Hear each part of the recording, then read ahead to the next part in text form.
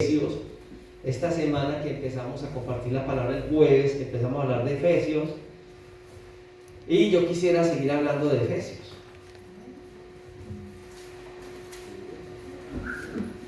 Carta del apóstol Pablo a los Efesios. Como lo dije esta semana, Efesios es el libro, es una carta de las 3 cartas que escribe Pablo desde la prisión, y es una de las cartas más preciosas que tiene la Escritura, porque va a presentar la iglesia como cuerpo de Cristo, pero va a presentar 3 aspectos: Dios como la cabeza, Jesús como la cabeza, nosotros como cuerpo, el Padre en una obra eterna de redención, el Hijo en ejecución y el Espíritu Santo hoy en la formación de nuestro carácter espiritual. Y habíamos visto en la primera parte del libro de Efesios capítulo 1, del 1 al 14. Los que no estuvieron pueden ir viendo en YouTube, en el canal nuestro, la enseñanza que habló de esto. Pero entonces estaba hablando el apóstol Pablo en general de que nosotros habíamos recibido una posición excelente, porque la posición es que nosotros somos hijos de Dios y que Dios nos tiene hoy en una bendición. A pesar de que estamos en esta tierra, estamos disfrutando de las grandes bendiciones de Dios. Entonces estamos en la tierra disfrutando de las bendiciones de Dios que Dios ha preparado desde la eternidad para cada uno de nosotros. En general, estábamos hablando entonces de que nosotros estábamos en la tierra y a pesar de las dificultades, estamos sentados en lugares celestiales. Hoy quiero hablar de esa segunda parte del capítulo 1, en donde hay una expresión del apóstol Pablo de intercesión y oración por los hermanos que están en estos lugares de Éfeso. Es especial entender que, como está hablando la carta de Efesios acerca del cuerpo de Cristo, había una necesidad en los Efesios. Si usted recuerda en la carta de Hechos de los Apóstoles, en el capítulo 19, Pablo estaba recorriendo las regiones de Asia, y cuando llega a hablar con los hermanos de Éfeso, él encuentra varios vacíos doctrinales. Por eso Efesios va a tener una parte donde doctrinalmente va a formar a los hermanos, a nosotros y a los hermanos de Éfeso. ¿Qué pasa? Él llega a este lugar y en Hechos 19 dice que al llegar a Éfeso encuentra un grupo de hermanos que están disfrutando de grandes bendiciones de la salvación, pero ellos habían escuchado el mensaje del bautismo para arrepentimiento. Entonces ellos habían creído en el Señor, se habían arrepentido y no habían entendido ni habían recibido todas esas bendiciones que Dios tenía para ellos, porque ni siquiera en el concepto de lo que es el Señor Jesucristo, de la cristología, tenían entendimiento. Entonces ellos no habían sido bautizados en el bautismo que nuestro Señor Jesucristo dio, sino que el bautismo de ellos era el bautismo de Juan, que era arrepiéntase. Entonces eran hermanos arrepentidos, pero no eran hermanos, si lo podemos decir en este sentido, convertidos. Se arrepintieron pero no crecieron, se arrepintieron pero su vida espiritual escaseaba. Amaban a Dios pero no habían crecido en el Señor. Yo no sé si a usted le ha pasado, y tal vez cuando llegó a los caminos del Señor, antes de crecer en Dios, pudo haber estado en un primer lugar. Usted creció en el Señor un poquito y ya, pero cuando el Señor lo llevó al crecimiento espiritual en un lugar como este o en este lugar, usted empezó a conocer la doctrina y decía: yo conocía al Señor, yo amaba a Dios, pero yo no conocía de Dios.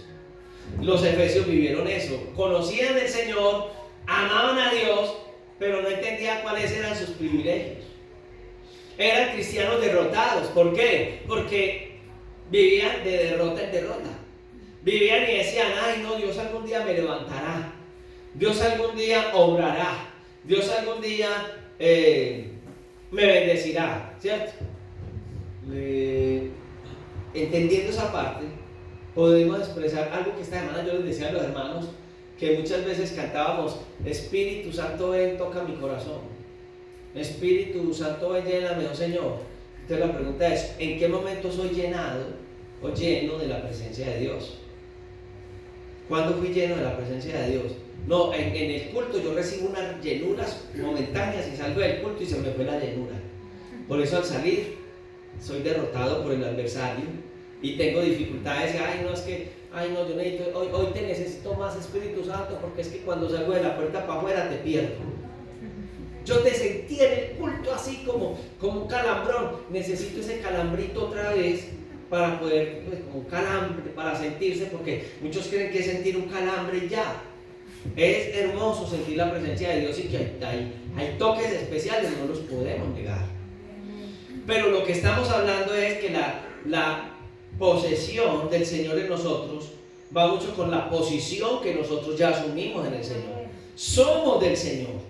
Tenemos al Señor, caminamos con el Señor, y al caminar con el Señor disfrutamos de las grandes bendiciones que Dios nos ha dado. Entonces, en la primera parte, Pablo les quiere colocar, o el Señor a través del Espíritu Santo, usando al apóstol Pablo, vengan ustedes, hoy están en victoria. Y esta semana lo hablábamos, y que en medio de las circunstancias, y Pablo preso y esas cosas, estaba en una gran bendición de Dios. Y les quiso mostrar a ellos que estaba en una gran bendición. Si uno no conoce el contexto histórico, como lo decíamos, pareciera que Pablo estaba por allá en una isla bien sabrosa, con coquito y todo, tomando agua de coco, sabroso, disfrutando de las bendiciones de Dios, y no creería uno que estaba en tremendo sufrimiento. Bien, él ora en la segunda parte de este capítulo 1, que es donde me quiero quedar en esta hora, y es donde el apóstol Pablo pide al Señor con los hermanos, que ya estamos conociendo un poquito el contexto histórico de los Efesios, para estos hermanos, que el Señor sea dándoles a ellos el conocimiento que ellos deben recibir de Dios, y la autoridad a través del poder del Espíritu Santo que ellos deben de tener. Es de ellos, el Señor se los ha dado, pero ellos tienen que aprender a disfrutarlos. Cuentan que una de las grandes familias de Estados Unidos hace unos cuantos años, en los años 70, 80, la familia, todos mueren, fallece la familia, y en esa época le dejan una herencia millonaria, incontables millones, una familia muy adinerada, al único heredero. El heredero de esta familia pues era una persona que se dedicó a vivir en la calle, y él estaba tirado en las aceras de Nueva York. Empiezan a buscarlo en todos los Estados Unidos porque era un gran heredero. Y mientras estaban buscando al heredero, pasó un tiempo y lo lograron, lograron saber del heredero justo cuando debía de entregarle la herencia. Cuando llegó la noticia fue muy triste, porque el heredero había acabado de morir de hambre y de frío en las calles de Nueva York. Tenía una posesión, tenía una herencia, pero por desconocimiento, nunca la logró. Pero también se habla de alguien que un abogado empezó a buscar, y encontró otro personaje, y lo encuentra y le dice: tú eres el heredero de una gran fortuna. Entonces también esta persona estaba en un estado mal en las calles, creo que este sí fue en Inglaterra, y entonces lo encuentran y le colocan, y el abogado lo lleva a la mejor sastrería y le compra el traje de los más caros, porque era de una familia muy prestante también, y le compra avión de primera clase. Y cuando llega a la ciudad donde llegaba, él llegaba porque era el heredero. El problema es que él sí tenía el mismo nombre, el mismo apellido, pero él no era. Él empezó aparentemente a disfrutar de las bendiciones que tenía, pero cuando llegó, la herencia no era para él. Se preparó y perdió porque no era un heredero. La primera posición es alguien que tenía la herencia y no la está disfrutando. La segunda es alguien que no tenía la herencia, tenía el nombre, tenía el apellido, pero no lo tenía. Yo creo que hoy, en la fe cristiana, tenemos esos dos tipos de personas. Tenemos a aquellos que no disfrutan de las bendiciones de Dios, conocen de Dios, aman del Señor, pero no han entendido el Evangelio. Y también tenemos a otros que se las dan de tener al Señor, se creen príncipes, predican acerca de lo que Dios les ha dado, mucha profecía, mucho dominionismo, mucha prosperidad, entre comillas, pero cuando mueran, sus vidas no han sido regeneradas y no podrían posesionarse porque no son de la familia de Dios. Creyeron que eran de Dios. ¿Se acuerdan de la historia aquella creo que eran unos patos y un pollito que se creía pato y todos los patos, y él salía detrás de los paticos porque la pata empolló el huevo del pollito, y los patos cuando se fueron al agua hasta ahí llegó el pollito. Él se creía pato, pero no era un pato. Hay quienes se creen que tienen la herencia de Dios, pero no la tienen. Algunos de nosotros necesitamos entender esa posición. Entonces Pablo dice que a causa de toda esta posición que ellos debían tener, ¿cierto?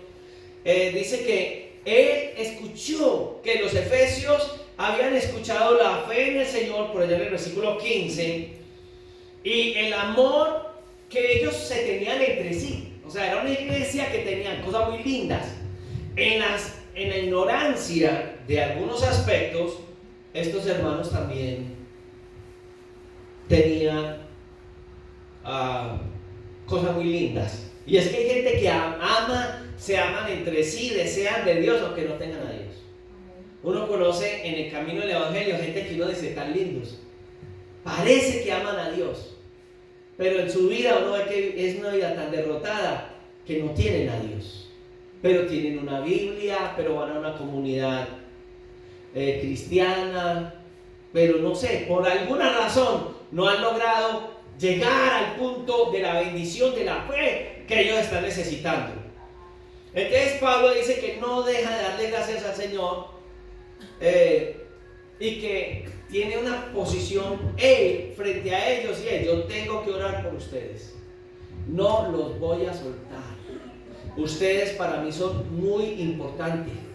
¿Por qué importante? Porque fue un lugar donde Dios los llevó a edificarles en la fe, y a partir de ese momento entonces ya había un amor de Él, un amor como si fuera un padre espiritual hacia ellos, una especie de paternidad espiritual, y Él empieza a sentir por ellos. Y entonces Él dice, yo quiero orarle al Señor. ¿Para qué le ora al Señor? Por varias razones. Uno, para que Dios, que es el Dios de Cristo, de Jesucristo, de la humanidad de Cristo, Cristo es Dios, pero en su humanidad nos mostró cómo acercarnos nosotros en nuestra humanidad a Dios, cómo tener una vida de dependencia de Dios, una vida de oración, una vida de entrega, una vida de dependencia total a Dios. Entonces el Señor nos quiere decir que ese ejemplo que Cristo nos dio, esa posición que nosotros tenemos de parte de Dios, ¿cierto? Nos obre nosotros. Entonces el Padre tiene ese plan de salvación hacia nosotros. Cristo, al ejecutarlo, nos enseña a depender del Padre, pero también en la oración Él está diciendo que hay una oración y pide que haya en nosotros espíritu de sabiduría. A pesar de que aquí está hablando de espíritu de sabiduría, de revelación y de conocimiento, de tres aspectos, lo que está hablando es que nuestro espíritu reciba esas tres áreas, en esas tres áreas de bendición, pero el único que lo puede hacer es el Espíritu Santo. Te está diciendo Dios que ha planeado la salvación, el Señor Jesucristo que ejecutó su obra y en su humanidad también nos enseña la dependencia de Dios, pero también dice, pero que el Espíritu Santo nos dé varias posiciones, ¿cierto? Entonces primero habla de sabiduría, o sea, conocimiento. La sabiduría no solamente es conocimiento. El hombre sabio no es el que sabe muchas cosas. El mismo Salomón llega a reconocer esa posición en la vida de un individuo, ¿cierto? Porque lastimosamente una persona puede tener mucho conocimiento, como lo pudo haber tenido Salomón en un momento de su vida, pero mire que Salomón, con tanto conocimiento, hubo un momento donde comete el error de tener unas relaciones con tantas mujeres, con tantas cosas, y su corazón fue dejado, fue volteado, fue llevado, porque no supo manejar esa parte, y lastimosamente las mujeres paganas que conoció arruinaron su corazón. Es cuando aquí nos está hablando de la sabiduría, no es ese conocimiento y ya, está hablando es de nosotros tener de parte de Dios esa dirección para nosotros actuar de acuerdo a lo que se debe de hacer. Yo no sé si usted lo nota en su propia vida, que en muchos momentos usted está y usted conoce las palabras de Dios y va a abrir la Biblia en alguna parte y hasta usted puede disertar mejor que otra persona, pero en la práctica usted actúa como un tonto. ¿Por qué? Porque su corazón se llena de... Yo conocí a un hombre hace unos días y él es psicólogo. Él no ejerce la psicología, él ejerce otras cosas. Entonces, hablando con él, estábamos, y él me decía, hombre, es que yo soy psicólogo. Y yo, qué bien, hombre, vea, qué bueno, me alegra mucho. Y me dijo, sí, pero yo prefiero no ejercer. ¿Y por qué no ejerce la psicología? No, yo prefiero ejercer otras cosas. ¿Y por qué no? Porque yo tengo 4 hijos en 4 mujeres. Entonces yo lo voy a recomendar como profesional para atender familias. O sea, tiene el conocimiento, puede que lo tenga. Sabe, pero él también conoce algo que es especial. Sabe que no tiene autoridad moral. Y dice, y él mismo me gustó eso, no es creyente. Bueno, no ha sido creyente todavía. Él me dice, yo no tengo autoridad moral para ser psicólogo. Es verdad. Entonces es un hombre que tiene conocimiento, pero de una u otra manera su vida no fue llevada en hacer sabio, porque no ha logrado. Ojalá y Dios le dé la posibilidad, porque es una persona que Dios puede salvar y tiene cosas muy buenas, pero no ha llegado hasta allá. No ha llegado a lo mejor de una persona, que es tener al Señor en su corazón, no es algo. Entonces, frente a esa situación, ojalá y esa persona llegue a tener un encuentro tan especial con Dios, que ese conocimiento va unido a la sabiduría de Dios, que el Espíritu Santo le va a guiar a hacerlo. ¿Conoce usted cristianos que hablan muy bonito, pero en su práctica ya no lo pueden hacer? Tienen conocimiento, no son sabios. Aquí está hablando de eso, y posiblemente dentro de estos que conocemos estemos nosotros, cada uno de nosotros. Ahora, dice que un espíritu, de que lo que conozca de la palabra lo ponga en práctica. Esa es la sabiduría.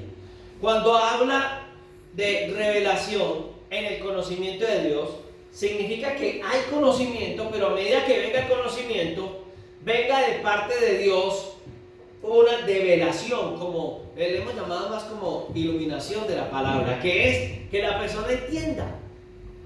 Hombre, si la Biblia dice esto, yo tengo que vivir bajo estos conceptos. Y si vivo bajo estos conceptos, recibo la bendición de Dios. Ya hay autoridad moral. Entonces no es solamente el conocimiento de la palabra, sino que es ese conocimiento de la palabra con autoridad moral.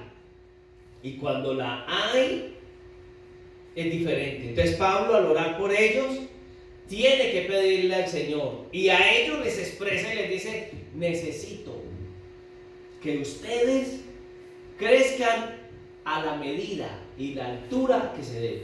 Bueno, la Biblia dice que tenemos que crecer a la altura y la plenitud de Cristo. ¿Cuántos vamos ahí cerquita? A la medida de Cristo, en un 60. ¿Cuántos van en un 60? En un 80, en un 90, en un 99.9%. ¿Y cuántos van en el 1? En el 5. Nos falta mucho.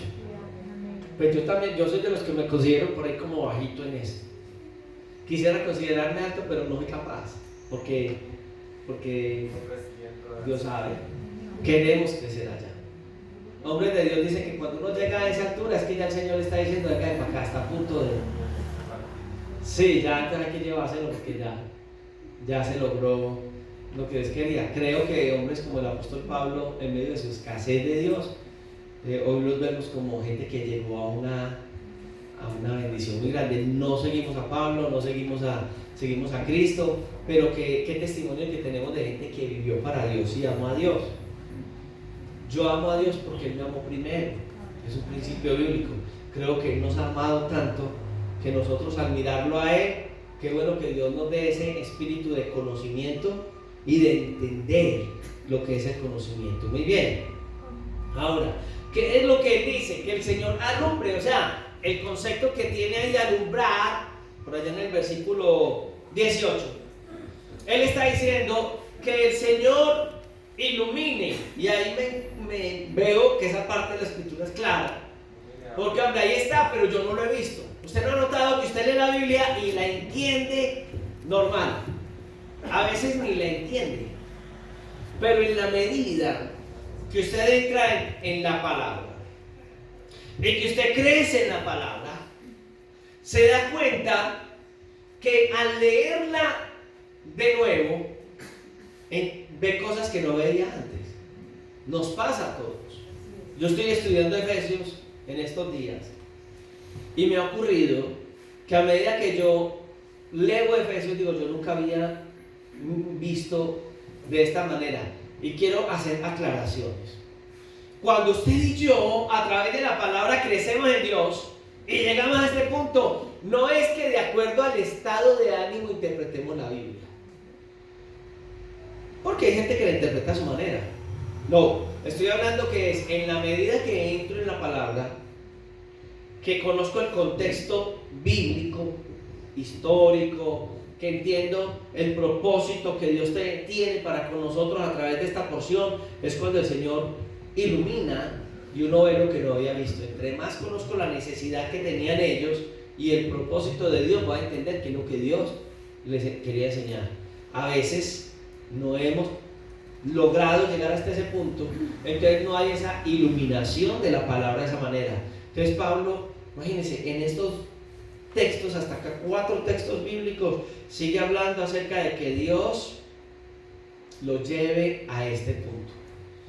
¿Cuál es el punto? Por ejemplo, mire que él dice en el versículo 18 que él ora al Señor para que el Señor ilumine ahora el entendimiento de ellos, para que entiendan la esperanza del llamamiento que Dios les hizo. Entonces la pregunta es, oiga, ¿y cuál es la esperanza del llamamiento? ¿A qué se refiere que el Señor les muestre la esperanza del llamamiento? Es más, lo podríamos decir esta mañana. Qué bueno que el Señor nos muestre a nosotros en esta hora la esperanza del llamamiento. Amén. Pregúntese a sí mismo, ay, ¿cuál es la esperanza del llamamiento? Pregúntele al que tiene a su lado y de lejitos, bueno, ¿cuál es la esperanza del llamamiento? Ahora respóndale. Yo espero que respondan. Lo que usted crea. ¿Ya le dijo qué es lo que usted cree? ¿Usted? ¿Ya le dijo a Dorita? Ustedes ni se miraron siquiera. Pero usted ya le dijo a ella cuál es la esperanza del llamamiento. ¿Ya le dijiste a Karina cuál es la esperanza del llamamiento? ¿Ya le dijo cuál era? ¿Le puedo preguntar a Karina? No, ahora. O sea, Dios nos llamó. Y al hacernos el llamado, nosotros creemos. Tenemos esperanza, o sea, que se va a cumplir. Entonces, ¿qué se va a cumplir en nosotros? ¿A qué nos llamó Dios? ¿Cuál fue el llamamiento? Para que entendamos, le entendamos, y al entenderlo decimos, sí, yo sé que yo también voy, o estoy, o voy adquiriendo lo que el Señor ha dado. Ya vamos llegando a eso. Métanle un poquito el método inductivo de la Biblia que hemos aprendido en lo básico aquí en la iglesia al texto bíblico. Claro, para entenderlo tendría que mirar la carta y entender, por ejemplo, el capítulo 2, que lo vamos a ver más entrante. Nos va a hablar el Señor acerca de la metodología o la forma como el Señor va a entregar en nosotros la salvación. Entonces, el capítulo 2 nos va a hablar de esos métodos de la salvación. Vea, Dios nos llamó por y para. Eso lo vamos a ver más entrante. Y cuando lo entendamos por qué nos llamó Dios y para qué nos llamó Dios, entonces podemos decir, yo tengo esa esperanza que se va a cumplir en mí. Y en la medida que la esperanza que tengo en lo que Dios va a hacer en mí es tan grande, que voy a ir viendo en mi vida que el Señor lo va edificando. Porque es que, perdónenme, pero nosotros cuando estábamos en la al menos en mi caso, cuando estaba en la tradición, yo no entendía nada de la Biblia. Yo decía, ay, que Jesucristo es Dios, claro. Y yo a veces decía, y ya cuando llegué al Evangelio, decía, me vi que yo no entendía si Jesús era Dios o hombre. Había una doble posición que el Señor tenía que yo no le entendía. Es más, hay cristianos que todavía no creen que Jesús es Dios. No lo ven como Dios. Y es más, hay textos bíblicos que en la humanidad de Cristo lo presentan tan hombre. Por ejemplo, cuando le preguntan cosas que él dice, solamente mi Padre sabe, antes es Dios, Dios es el Padre. Amén o no. También conozco hermanos que no diferencian entre la deidad de Dios, el Padre, y Jesús, como dos personas diferentes. Entonces cuando oran dicen, sí, Padre, la gloria, cómo no, Señor Jesucristo, Ave María, Espíritu Santo, y uno no sabe a quién le están orando. Y parece que Dios no fuera, hay un Dios, pero hay tres personas en el ser.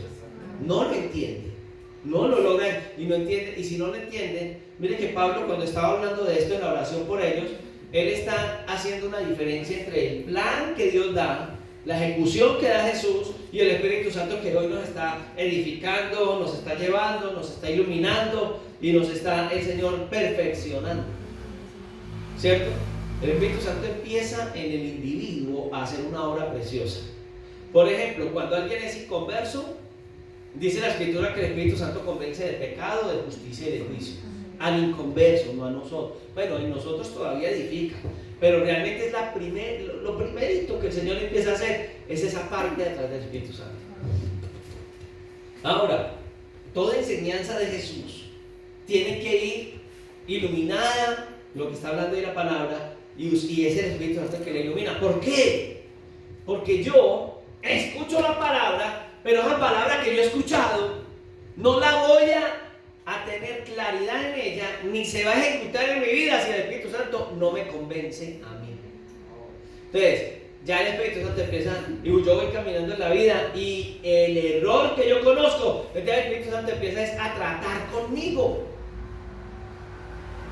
Y empieza a convencerme de la situación que yo tengo frente a lo que la Escritura da. Entonces, cuando aquí está hablando de esta esperanza, porque no me he saltado de esto que nos está enseñando, significa que yo creo que en mi vida el Señor va a perfeccionar lo que Él tiene para mí, y que yo puedo vivir de acuerdo a estos principios que la Escritura está dando, y que yo no me quedo atrás. No hay nada más frustrante que conocer uno de la palabra y decir que es tan bueno vivirla, pero yo no soy capaz. Conoce uno en el camino gente que medio distingue la palabra y que se mantiene tristes porque no la viven, no son capaces de vivirla. Yo quiero darle un secretico a todos: ninguno es capaz de vivirla en sus fuerzas. Solamente la gracia derramada de Dios sobre nosotros va a hacer que la vivamos. Y no sé si fue aquí, yo creo que fue entre pastores que lo hablé hace unos días, que mi esposa me preguntaba en algún momento en el crecimiento de la iglesia acerca de hermanos que cometían faltas. Entonces, una de las tantas faltas son faltas usuales. Por ejemplo, que se agarró del pelo. Aquí le dicen de las greñas, del pelo. Con el marido, con el esposo. Y que lo trató y le dijo, bueno, yo creo que vulgaridad no sabe. Creo. Pero bueno, si es bien evangélica, de esas evangélicas, que en vez de decir hijo de mala madre, perdonen, le dice maleado hijo del diablo. Es igual, es como si le dijera igual, es igual. La que dice maleado hijo del diablo, esa es la misma boquita que parece una tubería de esas naranjadas que sale de las casas, amarilla. Eso es, qué pesar. Las palabras nuestras deben ser más sazonadas, ¿cierto? Que el Señor nos ayude. Pero entonces me decía mi esposa, bueno, a un hermano o una hermana de la iglesia la cometió. ¿Qué hacemos con él? Mi amor, ¿usted qué va a hacer con ella o con él? ¿Cuánta disciplina le va a colocar? Entonces alguien diría, no, pues la disciplina que le voy a colocar es 6 meses. Y lo trató muy duro, sí, me dijo hasta que yo era... Y le dijo todo eso, ay, me dijo también que yo era... Ay, no, entonces, no, si es así, entonces metámosle 1 año de disciplina. Siente a esa manera de la banca. Ese también es así. No, sencillamente yo le dije a mi esposa, mami, le voy a hacer una preguntita. ¿Cómo nos sostenemos nosotros? Es la pura gracia de Dios. ¿Cuántos de nosotros fallamos? Tal vez yo a mi esposa no le diga bla, bla, bla, pero de pronto sí me he enojado con ella. De pronto también como ser humano he sentido ciertos sentimientos hacia alguien, de odio, de resentimiento, que es lo mismo. Entonces le decía, y nosotros sí predicamos y nos montamos al altar y todo, pues intentamos tener una vida guardada para Dios. Me da risa cuando algunos dicen, no, hoy no predico porque hoy me enojé, predico porque estoy enojado. Es la gracia la que nos ha cubierto. Entonces yo le decía, lo que hay que hacer con esa persona es decirle, yo te quiero restaurar, si ha fallado, quiero restaurar tu vida, pues a través de la Dios lo que lo va a hacer, pero quiero ser instrumento de Dios guiándote a la palabra, que sea restaurado o restaurada. ¿Y en qué momento esa persona puede ser activa dentro de, pues en el momento que Dios haya hecho la obra en esa vida y reconozca? En 1 día, en 2 días, en 3 días, en 1 semana, y habrá gente que nunca se quiere dejar regenerar. Eso no es de tiempo, eso es de dejar que la gracia de Dios nos cubra. ¿Nota usted la diferencia tan grande? Porque es el trato de Dios en cada vida. Es la gracia de Dios, no es porque usted y yo nos creamos más santos y seamos lo más, porque es que hay gente que es muy santa. Hay gente que es tan santa que ya no se puede, ya como lo veíamos en el capítulo 1, en la primera parte, están en lugares celestiales. Entonces ya uno va a pasar junto a ellos y uno, yo le digo hermano, y uno le va a dar la mano y como que uno se siente más bajito porque ellos lo miran a uno como uno no es merecedor de la unción de ellos y la gloria de ellos, entonces le pasan un dedito a uno y uno con la mano, un santo me acarició, el pastor que es el ungido y anda como por las nubes porque algunos nos disfrazamos de eso. Entonces se metió a la oficina desde que llegó, porque es el oráculo de Dios. Entonces salió de la oficina en la unción y alguien lo va a abordar y no, un momento, que es que está ungido, va para el altar y se baja con esa unción y ya ni habla con nadie porque está muy ungido. Cosas en esta vida, pero nosotros hoy entendemos que es la mera gracia de Dios. Que somos lo que somos por la misericordia de Dios. No es un permiso para el pecado, no lo es, al contrario. Pablo llega a expresar algo que nosotros debemos entender. El apóstol Pablo, el gran Pablo, cada que hablamos de estas cartas decimos Pablo. Termina diciendo, creo que es en Romanos, miserable de mí, ¿cierto? Sí lo dice Romanos. ¿Quién me librará de esta inmundicia del cuerpo? Él no dice inmundicia, yo estoy exagerando ahí, pero lo habla en esa forma. ¿Quién me librará de este? Pero viene hablando en todo el contexto de esa inmundicia del cuerpo, entonces, de este inmundo cuerpo de pecado. Y lo dijo San Pablo, porque decimos San Pablo. Amén, lo dijo San Pablo. Hoy lo está diciendo San César, Santa Elizabeth, San Anuar, porque somos santos para Dios, separados para Dios, guardados para Dios. ¿Sí nota la diferencia en llevar a la práctica el Evangelio de una manera de lo que es? Entonces Pablo ora para que ellos entiendan y esta palabra iluminada haga esa transformación, porque entonces él dice que él quiere que Dios les alumbre los ojos del entendimiento por allá en el versículo 18. ¿Y qué era? Que ellos entiendan esa esperanza del llamado, que son las riquezas de la gloria que Dios nos ha dado como herencia a nosotros los santos. Usted es santo. Usted es santa, hermana. Santa Elizabeth. Sí, usted es santa. ¿Sí o no? Porque ella mira que sí. Y ahora con el tapabocas, entonces ya ni no lo tiene hasta solo los ojitos chispean. Manda, usted es santa. Dorita. Por la gracia de Dios. Pregúntese usted mismo, yo soy santo. Yo me considero santo. ¿Qué es santidad? El concepto de santo, que viene del Antiguo Testamento, es separado para Dios. Imaginen, los elementos del tabernáculo eran santos. Los vasos eran santos. ¿Ustedes se imaginan cómo eran los vasos del Antiguo Testamento? Que ellos los llegaban y los metían y los trasteaban y los llevaban de aquí para allá por todo el desierto y se cayeron y eso pasaba. Esos trastos hasta porreados estarían. Pero como solamente era para el Señor, o sea, separados, eran santos. Esos trastos separados así, porque aquí hay unos trastos canosos, físicamente defectuosos. ¿Cuántos trastes viejos hay aquí?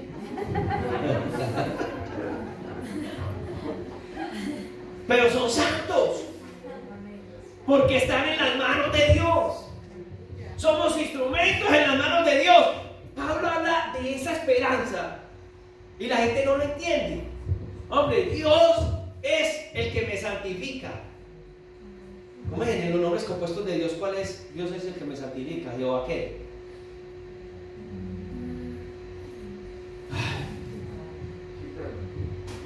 Jehová sí que no. Dios es el que no, dependemos de Dios. Si hoy estamos de pie es por la gracia de Dios. Es porque nos mueve esa esperanza diario y gracias a Dios por su misericordia y por ese concepto de gracia, de regalo. Bueno, déjeme decirle que en la ciudad de en Asia era muy normal, creo que eran Atenas. Ya en Grecia el término santo, que la gente se saludaba, gracias. Entonces la gente le decía, todavía creo que todavía los más antiguos lo usan, hablando del saludo como gracia, que la gracia te acompañe, porque la gracia es ese regalo inmerecido, la gracia es eso que uno no merece, entonces que te acompañe. Todavía lo usan allá, todavía en nuestros tiempos.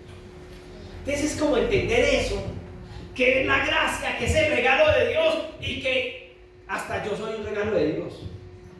Qué bendición que Dios me regaló a mí mismo como regalo de Dios. Yo soy un regalo de Dios. Porque la gracia de Dios algunos la entienden solamente de allá para acá. Pero la gracia de Dios es la que está en nosotros. Entonces nosotros somos gracia de Dios. Bendición de Dios. Se manifiesta esa gracia de Dios en nosotros. No es de nosotros en Dios. Aunque nosotros la recibimos cuando estamos en Él. Y crecemos en ella al estar unido a Él. Y nuestra vida se engrandece en la medida que esa gracia se derrama sobre nuestros corazones. Entonces él, al hablar de eso, les dice que tengamos ese conocimiento de esa esperanza que nos ha dado y de su llamado, y esas riquezas de la gloria de Dios, que son esa herencia. Ahí nos estaban buscando y nos encontraron como indigentes. Viva usted como haya vivido, usted era un indigente espiritual. Y le dieron tremenda bendición. Grande. Muy bien. Entonces cuando está hablando de esa herencia, dice que Él la da a través de esa que le da supereminente grandeza de su poder para con nosotros, los que estamos acá, porque es la operación del poder de Él en nosotros. Es Él el que se ha engrandecido en nosotros. Cuando entendemos esto, ni nos colocamos donde no nos tenemos que colocar, que es una posición orgullosa, y es una posición vanidosa, y es una prepotente posición.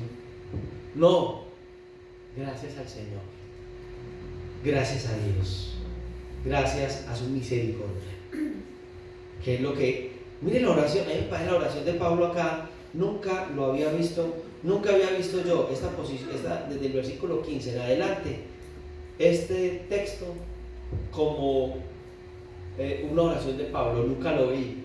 ¿Qué era el propósito? Que ellos entendieran todo esto que estamos entendiendo en esta mañana. Entonces dice que eso fue lo que operó en Cristo. Esa esperanza que ya la estamos viendo que va encarnándose en nosotros y que ya vamos entendiendo cuál es, fue la que operó en Cristo y que fue tan poderosa que pudo resucitarlo de los muertos y sentarlo, y que sienta a Cristo a la diestra del Padre en lugares celestiales. Uy, no, yo la necesito. Yo necesito de ese regalo de Dios. Yo necesito tener esa esperanza, porque yo también quiero sentarme en lugares, no en lugar, yo quiero allá una mansión con casas de, ¿cómo es? Calles de oro, mar de cristal, qué mansiones, qué palacios. Y yo veo algunos que, no, es que yo nací para ser rey, para ser hijo del rey, para tener palacios. Y yo tengo al Señor y tener al Señor de esto. Pero lo presenta la Biblia de una manera tan especial que tú y yo tenemos que entender esa posición que Dios le ha dado para poderla obtener. Entonces dice que Dios a Cristo lo coloca en esa posición que ya nos había dicho la palabra, en lugares celestiales. A Él está sentado en lugares celestiales. Pero ya nos había dicho la Escritura que nosotros también estamos llamados a estar sentados en lugares celestiales. El jueves les decía, cuando me castigaba la profesora que me sentaba en la esquina del salón y decía, este es el burro, y me colocaba el gorro ese, yo soy un burro, y yo empezaba a rebuznar. Y a ella le daba rabia y me había quebrado esa regla después de que me la quebró tantas veces, pero ese día se la hice, le quité la mano y ella en su minifalda le cayó la regla en su pie y quedó rojo. Pero yo me decía, yo estoy aquí, pero no estoy aquí. Yo no quería ser la víctima. Quedó ella como la víctima. Yo era el que estaba sentado y ella quedó frustrada. Dios nos quiere a nosotros hoy. Que nos sentemos hoy. Porque la bendición de Dios, usted no espere el cielo, usted viva hoy el cielo. Y alguien dirá, en este infierno viva el cielo. Tiene que decir, yo estoy aquí, pero no estoy aquí, porque hoy estoy sentado con Cristo en lugares celestiales. Por eso nada de lo que rodea nuestra vida nos influye. Usted es un creyente, tiene a Cristo, sí. Cuando se siente junto a un miserable hombre que lo único que tiene es millones, pero no tiene al Señor en su corazón. Recuerde que el rico es usted y él es el pobre. Porque uno ve gente, cristianos, y van a hablar con una persona de esas y le agachan la cabeza y dicen, Señor, ¿cómo? Háblele de frente y a los ojos. Porque lo que usted tiene, esa persona no la tiene. Bueno, y si es un hermano en la fe, bueno, como mirar como un par. ¿Usted no ha visto cuando dos personas que tienen su misma condición económica se encuentran, cómo se tratan? De tú a tú. ¿Cómo te va y cómo vas? Y todo así en su posición, ¿cierto? Pero mira, cuando una persona no tiene esa misma posición, que lo mira como así y le habla como doctor, don señor, don fulano, doña Matilde, doña Juana. Y a uno le dicen, sí, Pacho. Bendice. Sí, bien. Nosotros somos hijos de Dios. No es orgullo. Es ver la gente que necesita a Dios, y si Dios me ha dado esa riqueza no es para yo hacer eso mismo, sino para yo entender la necesidad, porque tengo esa esperanza. Es esa esperanza la que me lleva a entender que el Señor lo ha dado, no por mis hechos, no por lo que soy, por lo que Él es. Ustedes dicen, y dice, ese poder de Dios actuó en Cristo resucitándole, versículo 20, de los muertos, y lo sentó a la derecha en lugares celestiales, sobre todo principado, sobre toda autoridad, sobre todo poder y señorío, y sobre todo un nombre que se nombre, no solo en este siglo, sino en el venidero. Se nos acabó el tiempo. Ay, eso ya lo diga muy bueno. Amén. Pero bueno, ¿qué más da? Ya se nos fue el tiempo. Quiero terminar, porque no puedo quedarme atrás. Estamos hablando de la exposición de nuestra. La vez pasada hablamos que estábamos sentados en lugares celestiales. Hoy, en medio de esta oración de Pablo, pidiendo conocimiento y autoridad en el poder de Dios en nosotros. Y por último, quiero hablar de ese Cristo que está exaltado como cabeza de la iglesia, que son los últimos dos textos bíblicos. Entonces dice que sometió todas las cosas bajo sus pies y lo dio por cabeza sobre todas las cosas a la iglesia. Venga, aquí me está colocando, y el capítulo 1 nos va a colocar eso. Después vamos a mirar otra posición de Cristo hacia la iglesia. ¿Cristo qué es de nosotros? Muy bien. Yo solamente he visto una sola, en algún tipo de casos, cuando el cuerpo no funciona con la cabeza. Entonces usted está por allá y alguien tiene un tic nervioso, o sea, le funcionan los nervios mal, y usted está con una persona y está sentada con una persona que izquierda. Y usted está hablando con ella y otra vez, ay, ¿qué le pasó? Ay, es un movimiento involuntario. La persona no quiere, pero es involuntario. Hay muchos cristianos así, ¿cierto?, que están adorando al Señor y se supone que Cristo es la cabeza, y la cabeza diciendo derechito, y el cristiano no tiene la cabeza autoridad sobre él, pues porque hay un problema. Pues déjeme decirle que mientras la cabeza tenga autoridad sobre el cuerpo, este cuerpito no se mueve si la cabeza no lo ordena. Si la cabeza dice así, ay, mira, se movió la mano, se movieron los dedos, porque la cabeza lo dice. Pues dice la escritura que usted y yo somos el cuerpo como iglesia. Porque aquí vamos a hacer unas exposiciones. Cristo como cabeza, nosotros como cuerpo, nosotros la iglesia, el cuerpo. Efesios va a decir que nosotros, la iglesia, somos el cuerpo de Cristo. Pero ¿quién guía el cuerpo? ¿Usted en qué parte está? ¿En un cuerpo sano o en un cuerpo enfermo? ¿Su cabeza está en qué cuerpo? Porque el cuerpo de Cristo es sano. Entonces esos que actúan así, pues estoy hablando espiritualmente. No vaya a decir lo que ahora o mañana llega un hermano así, usted dice, este no es el cuerpo. No, estoy hablando es en el ejemplo que estoy colocando un funcionamiento mal, ¿cierto?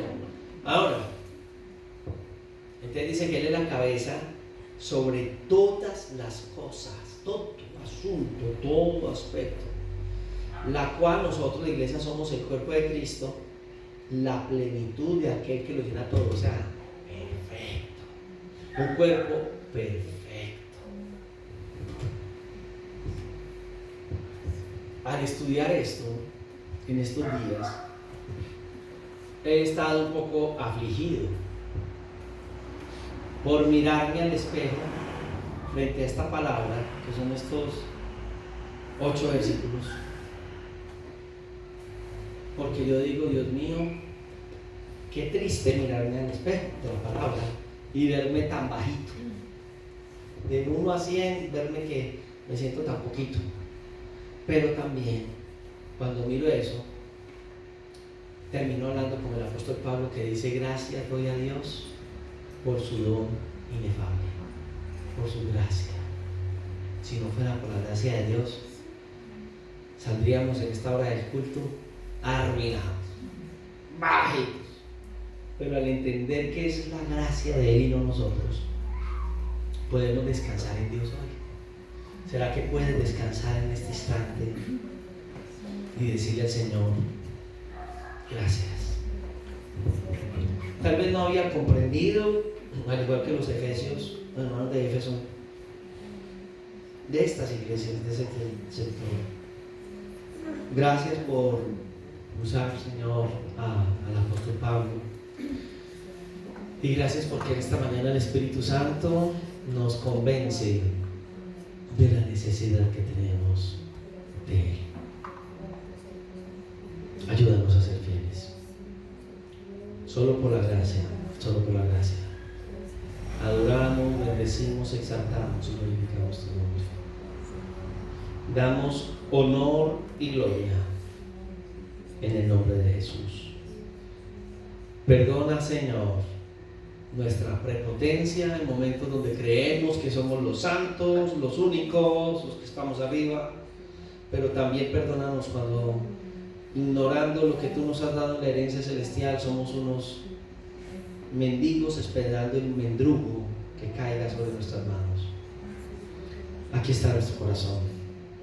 Te adoramos y bendecimos y damos honra y gloria. Qué bueno eres. Aleluya. ¿Por qué no levantas tus manos delante de Dios? Tal vez te colocas de pie por un instante. No sé si Angelita te dio con la guitarra. Tenemos aquí el coro. Y canta uno de esos coros preciosos que tenemos, Juancho. Y tal vez le decimos al Señor en esta hora, vamos a ver si lo tenemos aquí. Levanto mis manos, Señor. Sí, lo tengo acá, niña. Amén. Gracias, Dios.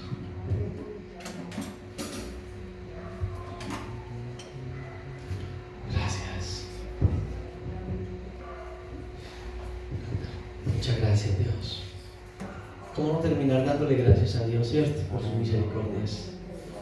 Tal vez hemos venido con situación.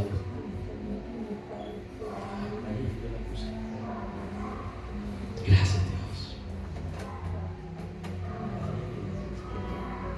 Gracias, Dios.